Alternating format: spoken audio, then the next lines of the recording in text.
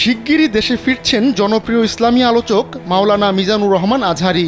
মঙ্গলবার তিনি তার ভেরিফাইড ফেসবুক পেজে এক ভিডিও বার্তায় এই তথ্য জানিয়েছেন। বর্তমানে মালয়েশিয়ায় অবস্থান করছেন এই ইসলামী বক্তা।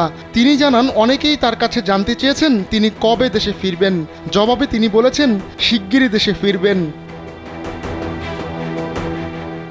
দীর্ঘ ভিডিও বার্তায় তাজা রক্তের মাধ্যমে যারা আন্দোলনকে সফল করেছেন সেই শহীদদের শ্রদ্ধা ভরে স্মরণ করেন মিজানুর রহমান আজহারী। তাদের রুহের মাগফেরাত এবং আহতদের দ্রুত সুস্থতাও কামনা করেন তিনি।